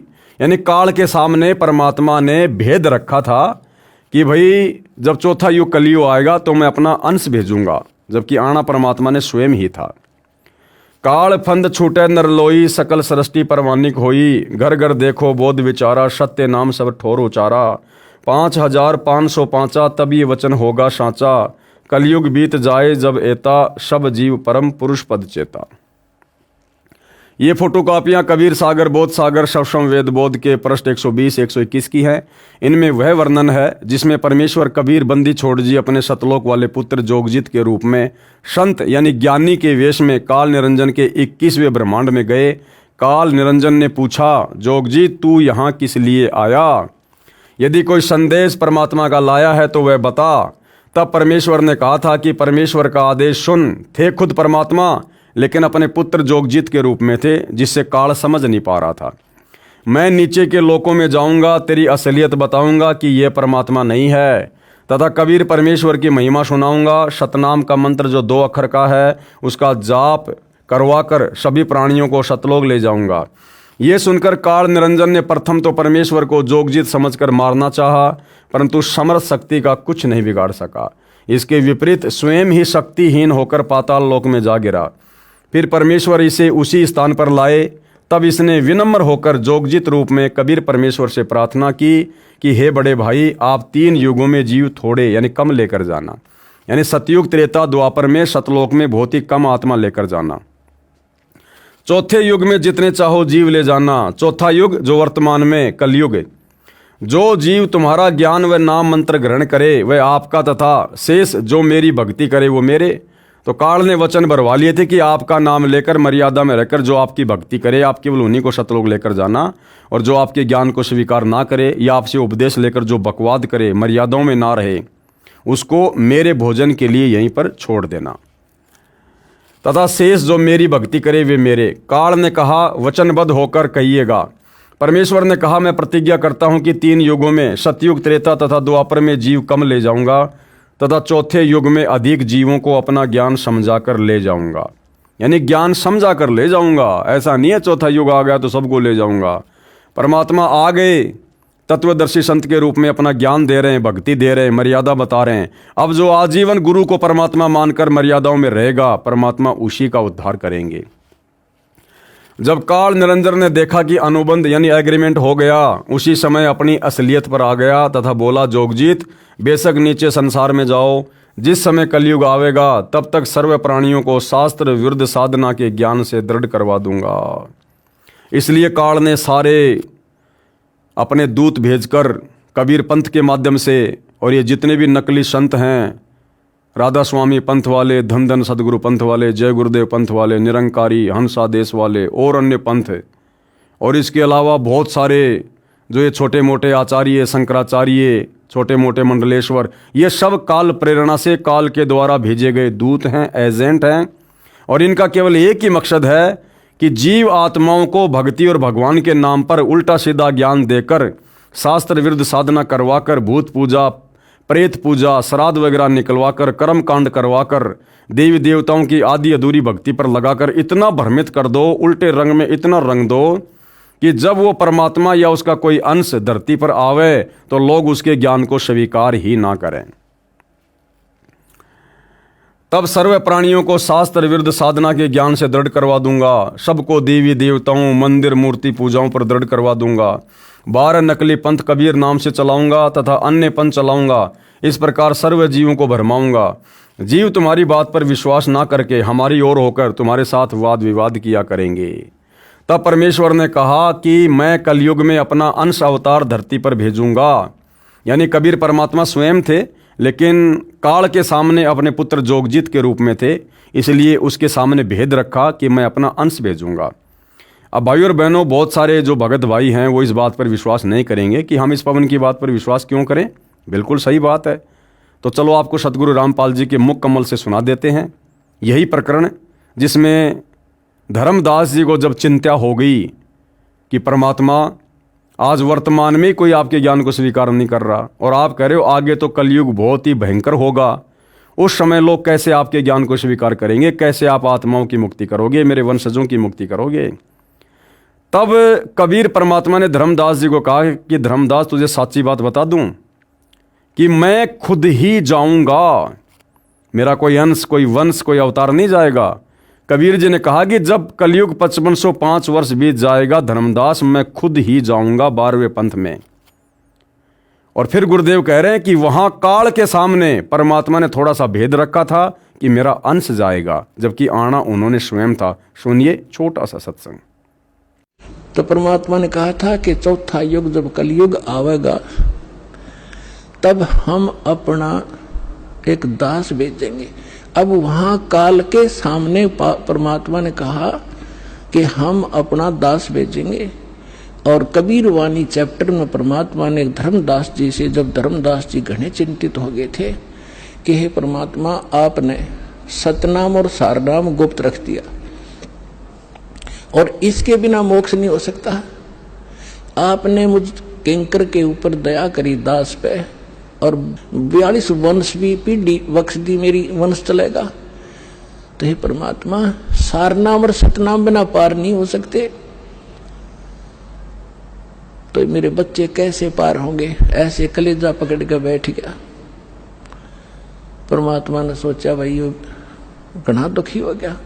तो परमेश्वर ने कहा कि सुन ले, काल ने क्या कहा था, 12 पंथ करूं मैं साजा, नाम तुम्हारा ले करूं आवाजा। 12 पंथ नाम जो लेगी, हमरे मुख में आन समोही। जाओ जोग जीत संसारा, जीवन माने कहा तुम्हारा। जीव तुम्हारा कहा न माने, हमारी ओढ़ हो बाद बखाने। अब इतना समय नहीं रहा, मैं वो सारे प्रमाण आज नहीं दिखा पाऊंगा आपको कि 12 पंथ कौन कौन से हैं। तो 12 पंथ, 12वां पंथ गरीबदास पंथ बताया है, लिखा कवि सागर में। तो परमात्मा ने कहा तू चिंता ना करे धर्मदास, जब 5500 वर्ष कलयुग बीत जाएगा तब या बिचली पीढ़ी आवेगी, और बिचली पीढ़ी तक ये ज्ञान और तत्व ज्ञान और सतनाम सारनाम कति गुप्त रखना है, नहीं तो काल के दूतों का हाथ लग जाएगा, मेरा सारा मिशन खराब हो जाएगा। तो परमात्मा ने देखा कि ये बिल्कुल चिंतित हो गया घना। तब परमेश्वर ने कहा धर्मदास, जब साची बताऊं तेरे ते। तब धर्मदास ने कहा कि भगवान आज कितना अच्छा समय है, कलयुग स्टार्ट है सन 1398 में और 1512 तक है, और आज भी लोग ना मानते, और आप कह रहे हो आगे तो भयंकर कलयुग पैदा कर देगा, काल ऐसा जुल्म कर देगा, हाहाकार मच जाएगी, इंसान कृतघ्नी हो जाएंगे। तो उस समय कैसे पार होंगे? आज तो आप भी विद्वान हैं और फिर भी ना मान रहे ये लोग। तो परमात्मा ने कहा जब 5500 वर्ष कलयुग बीतेगा और बर्मा वंश चल चुका होगा इस काल का, यानी गरीबदास पंथ तक, तो उस बर्मे पंथ में मैं आऊंगा स्वयं और फिर सभी पंथों को खत्म करके एक पंथ बनाऊंगा और सारी सृष्टि मेरा ही नाम लेगी। तेरे 42 वंश क्या सारी सृष्टि ने पार करूंगा धर्मदास, इन 42 की चिंता छोड़ तू। तब उसका दिल डटा था और काल के सामने परमात्मा ने थोड़ा सा भेद रखा कि मैं अपना अंश भेजूंगा। तो भाई और बहनों, अब आप जियों को विश्वास हो गया होगा कि काल के आगे ये कहकर कि मेरा अंश जाएगा, परमात्मा ने भेद रखा था और धर्मदास जी के सामने परमात्मा ने बिल्कुल सच्चाई व्यक्त कर दी थी कि 12वें पंथ हम ही चल जावें और सब पंथों को मिटाकर एक पंथ चलावें। इस समय सारी पृथ्वी पर सर्व मानव शरीरधारी प्राणी हमारे ज्ञान को ग्रहण करके उपदेश प्राप्त करेंगे, सबका फंद छूटेगा अर्थात सब मोक्ष प्राप्त करेंगे। कलयुग में घर घर में परमेश्वर कबीर जी की महिमा के बोध यानी ज्ञान की चर्चा होगी। सर्व मनुष्य सारा दिन व्यर्थ की बातों में व्यतीत न करके परमात्मा के ज्ञान की चर्चा करके पुण्य के भागी होंगे। हमारे भेजे गए अंश अर्थात धरती पर अवतार संत रामपाल जी महाराज जी की ओर संकेत है, यानी लेखक के अपने विचार हैं। उनसे सतनाम जो 2 अक्षर का है, जिसे सतनाम भी कहते हैं, प्राप्त करके जाप किया करेंगे। ये प्रचार सब ठोर अर्थात संपूर्ण विश्व में होगा। संपूर्ण विश्व सतनाम का जाप किया करेगा। मेरा ये वचन, कबीर परमात्मा कह रहे हैं कि मेरा ये वचन उस समय सत्य होगा जिस समय कलयुग 5505 वर्ष बीत चुका होगा। कलयुग इतना समय बीत जाने के पश्चात सर्व मानव परम पुरुष अर्थात परम अक्षर ब्रह्म के पद अर्थात अमर स्थान को उनकी यथार्थ भक्ति विधि को जानेंगे तथा अपना कल्याण करवाएंगे। ये फोटोकॉपी कबीर सागर बोध सागर कबीर चरित्र बोध पेज नंबर 1870 की है। ये वही प्रकरण है जो हम पहले इसमें देख चुके हैं। कबीर जी के 12 पंथों का वर्णन है जो उनके नाम से काल ने 12 पंथों को आगे बढ़ाया था। और फोटोकॉपी कबीर सागर कबीर बाणी बोध सागर पेज नंबर 136 की है। ये भी हम अभी इसको पहले देख चुके हैं, हम इसको पढ़ चुके हैं।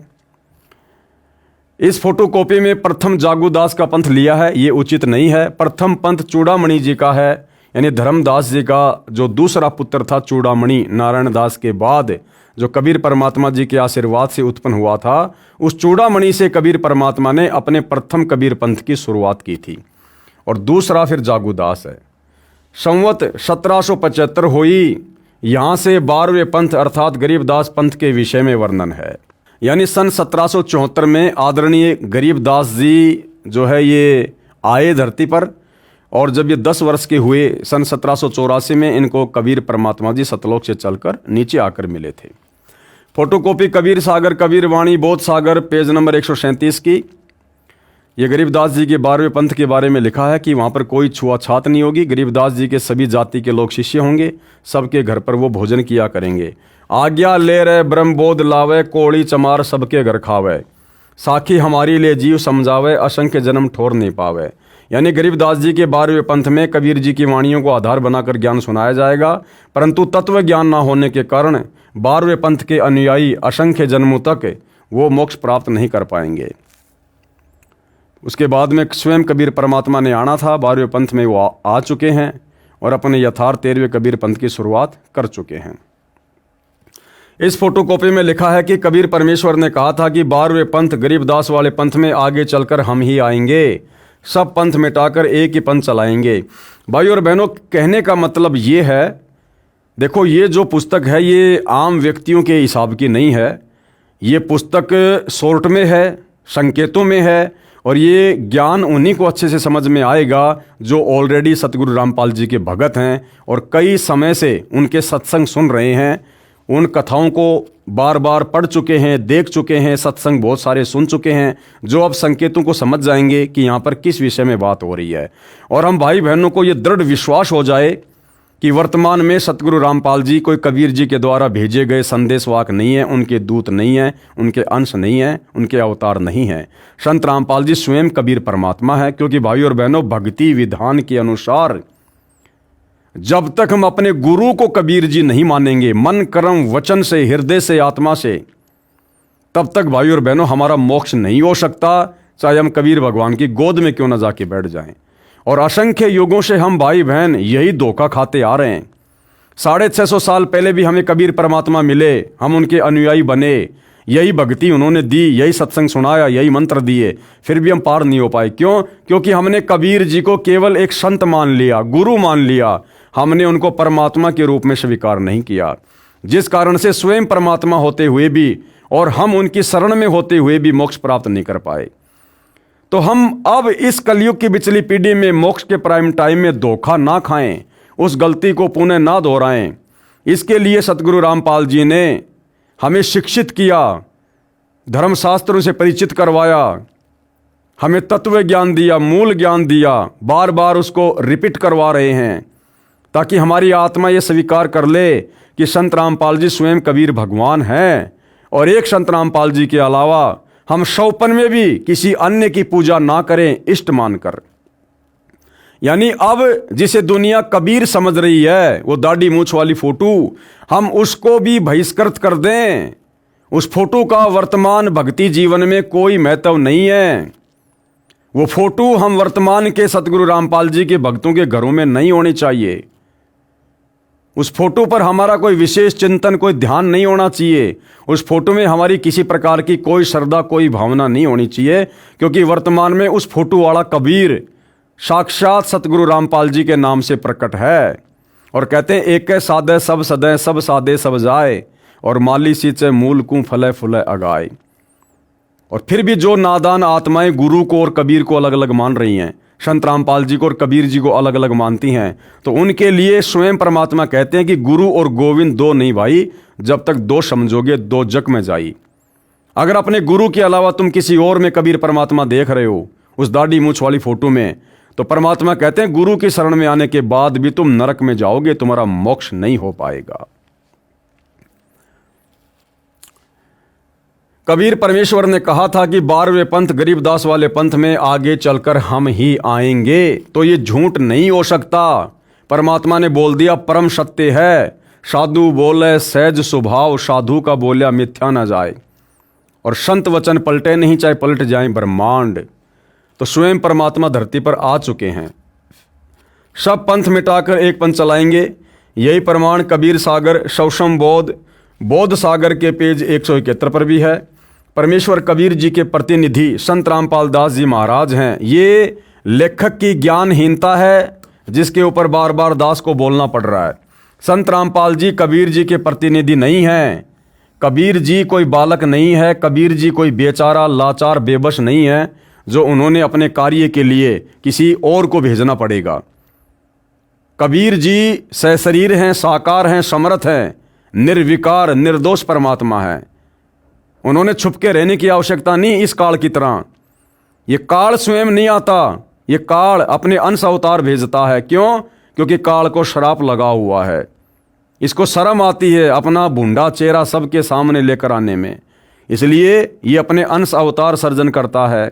लेकिन कबीर परमात्मा विश्व में सर्वश्रेष्ठ, समर्थ और अति सुंदर परमेश्वर हैं। उनके समान सुंदरता संसार में, सृष्टि में किसी की नहीं है। वो परमेश्वर समर्थ है, सर्वशक्तिशाली है, सर्व सिद्धियों का स्वामी है। वो एक क्षण में जो चाहे सो कर दे। इसलिए उस कबीर परमात्मा ने सतलोक से किसी और को भेजने की आवश्यकता नहीं पड़ती। समर्थ का काम उसी को साजे और करे तो मूर्ख बाजे। सतगुरु सुंदर रूप अपारा, सतगुरु तीन लोक से न्यारा। सतगुरु कबीर जी काल की तरह काले कलूटे नहीं है, ओछे माथे वाले नहीं है, लंबे दांत वाले नहीं है। सतगुरु सुंदर रूप अपारा, यानी सतगुरु कबीर जी के अलावा संसार में कोई भी दूसरा सुंदर नहीं है।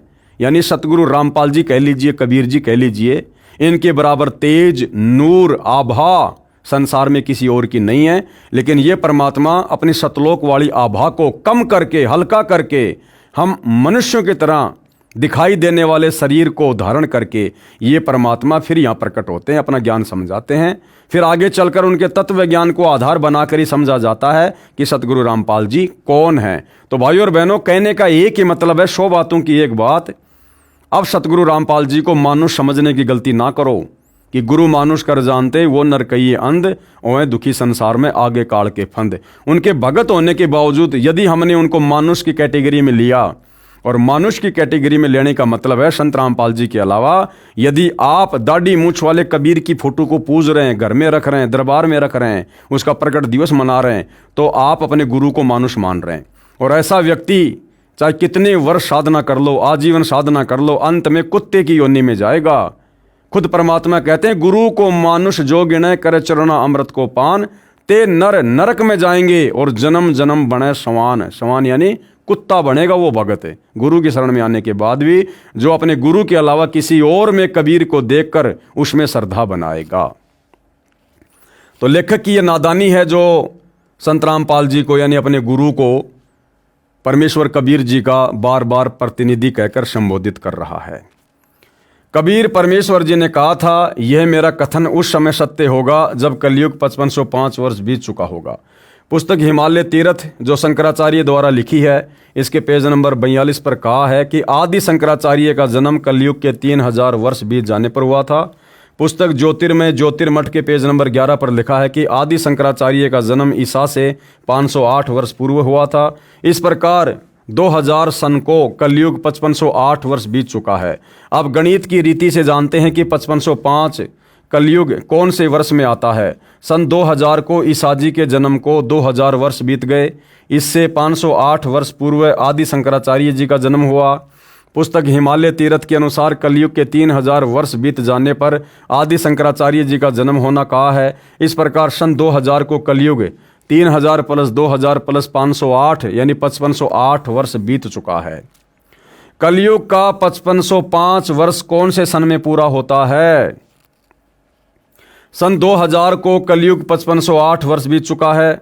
सन 1999 को 5507, सन 1998 को 5506 और सन 1997 को 5505 वर्ष बीत चुका है।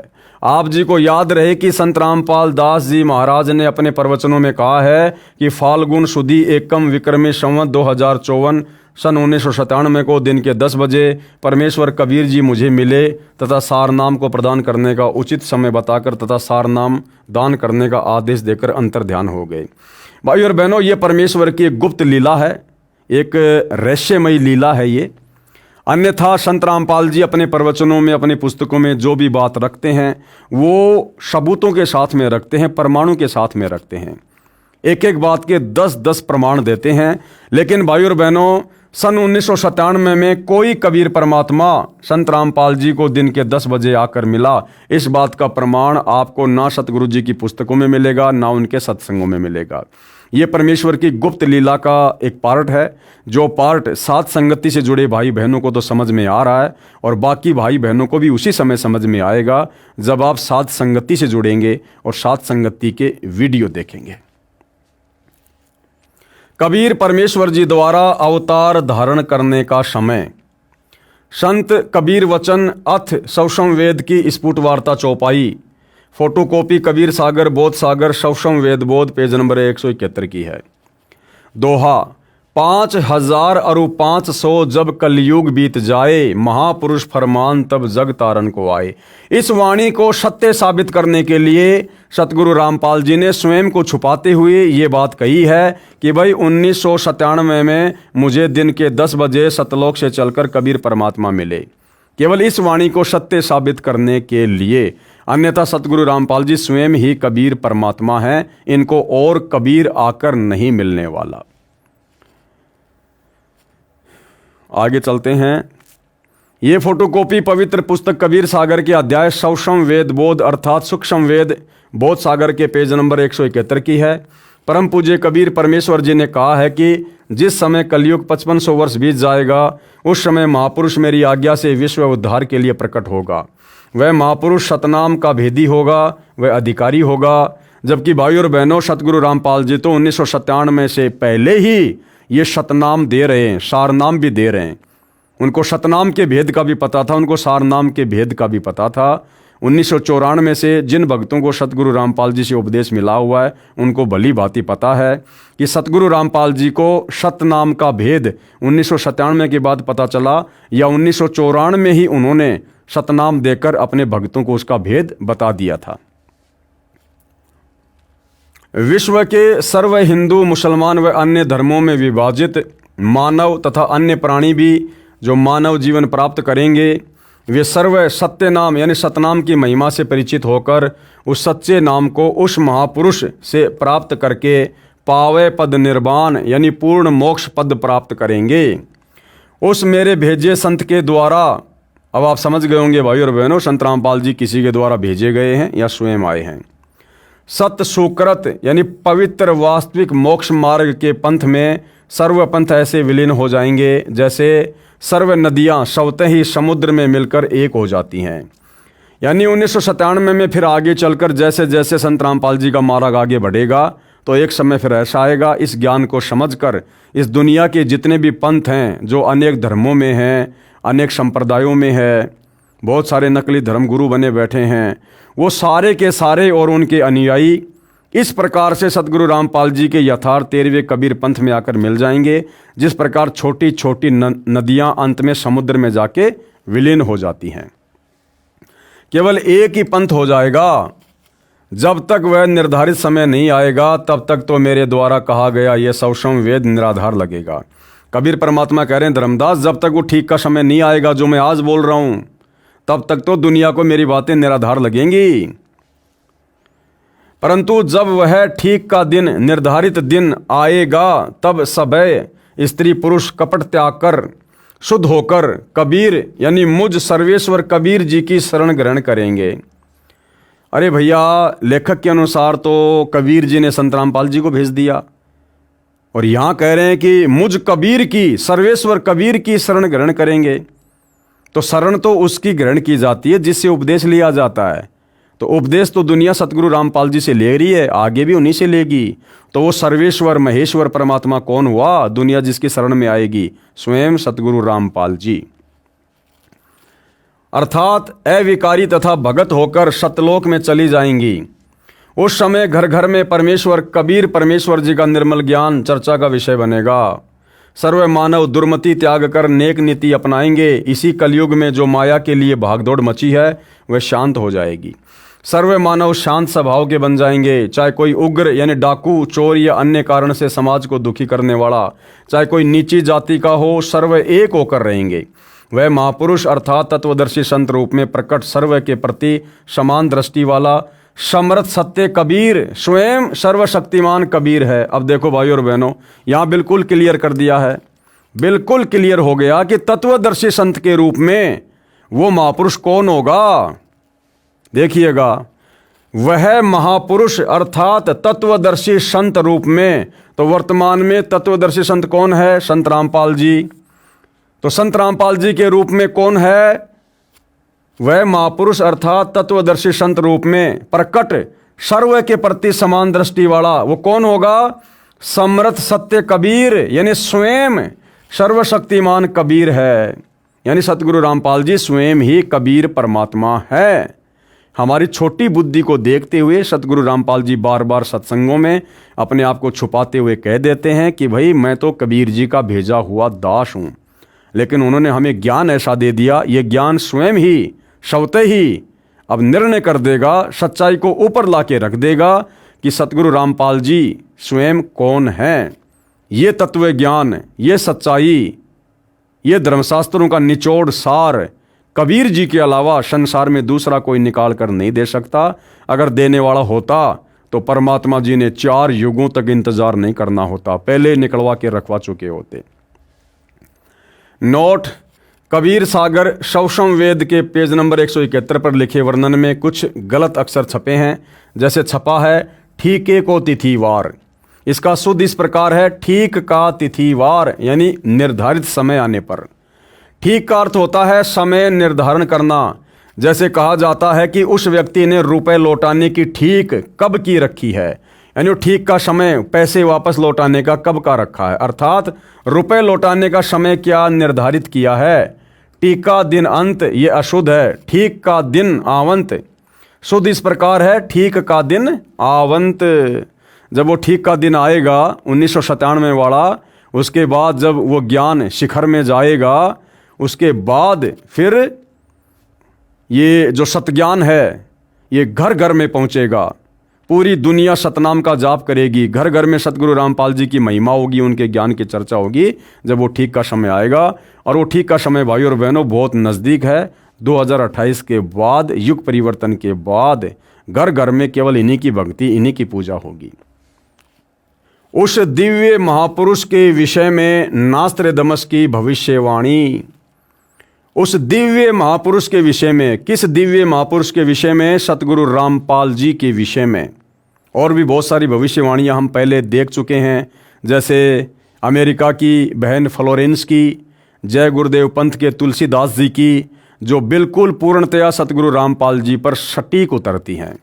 अब आगे हम उस दिव्य महापुरुष के विषय में नास्त्रदमस की भविष्यवाणी, इस विषय पर भाई और बहनों हम अगले वीडियो में विस्तार से जानेंगे, समझेंगे।